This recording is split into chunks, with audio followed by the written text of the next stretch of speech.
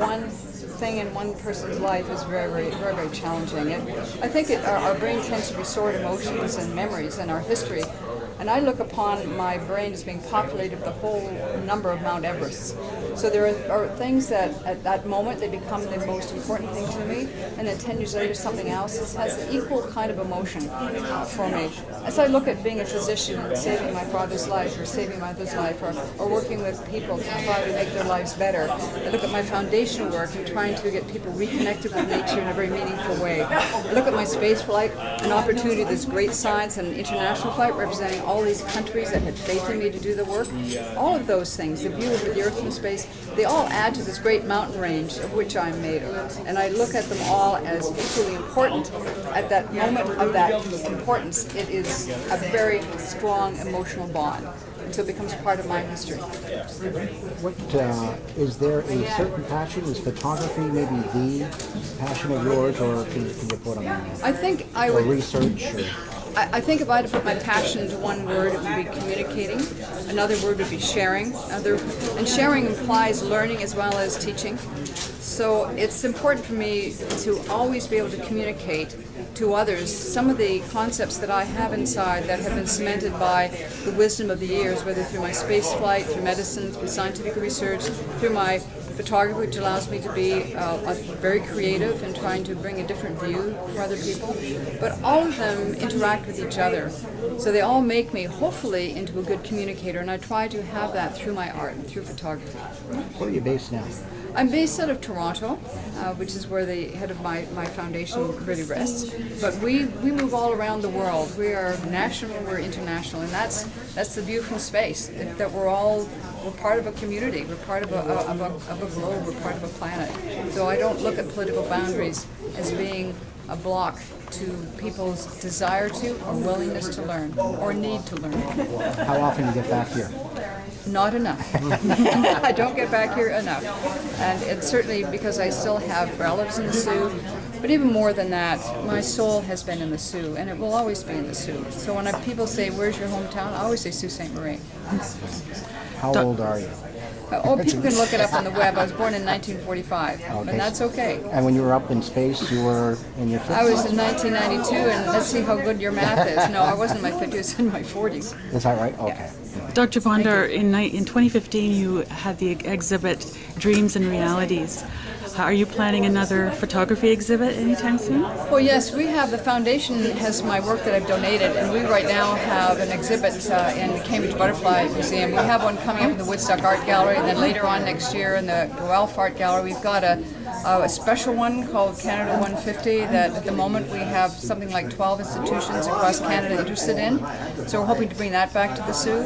It will reflect our country in the large images that I've taken. So we're hoping to be able to put that together and bring that back to the Soo as well. Oh, wonderful. Thank you.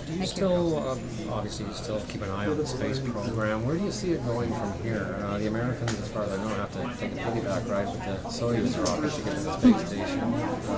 Well, I think the Americans in the long term want to have commercial space flight, and so there are parallel paths for at least Western civilization to go into space, and they range from the commercial rockets, the suborbital ones like Richard Branson's one that goes up and does ballistic for 5 minutes and comes back down on the lovely sort of plane rocket combination they developed, and SpaceX, which is developing systems to go into space and have cargo ships docking to the space station.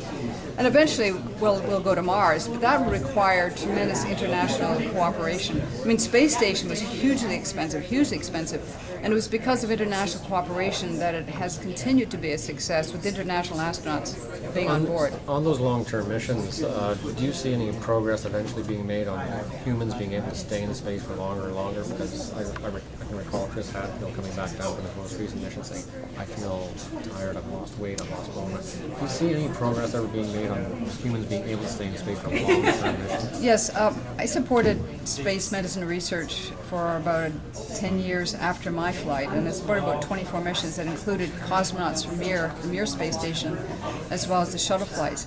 and some of them were very long-term missions, longer actually than Mr. Hadfield. And when they came back, it took them a long time to recover. One of the benefits of looking at very healthy people that go into space is looking at how the human body reacts to just one thing, and that's the space environment. But there's also radiation effects that we're looking at. And until we really are able to understand how to deal with some of those, we're not prepared to go into deep space at all.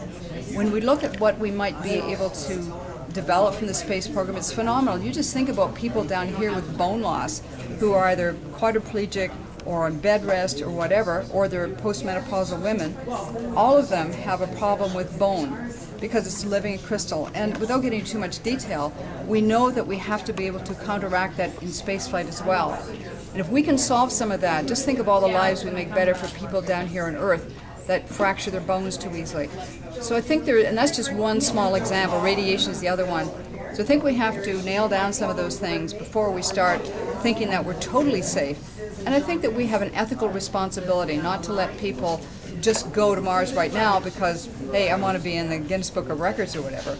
We have to really do logical steps. Go to the moon first, try things out, make mistakes, recover from them, and move forward. I think I remember with the space mission, it was around the time of the Super Bowl that you were up That's there. right. That was and my you were coin part toss. of- yes. Yeah, it was true. It's very true. We wouldn't have been able to toss. We could have probably tossed this coin too, even though it's concave. But yeah, it was a great experience. It gave me and tossed me. And you know, a woman never likes to land tails, right? So I was spinning around, made myself spin. So I landed heads up. So it was better to have that picture in the paper. Thank you. Thank you. Question. This is a great coin sort of kickoff collection, perhaps for the little ones out there. Is there anything you kind of want to say about that in terms of? Well, what the Canadian Mint has been doing for many years is really trying to capture our history of us as a life form, not just in Canada, but how things around the world, whether it's the environment or the space program, how we can capture that and make it not just meaningful, but more permanent. And these are things you pass down generation to generation. They're coins that won't, unless something takes a sledgehammer to them, they're there. And so when we look at them, we're reminded about not just our history, reminded that we are part of that history.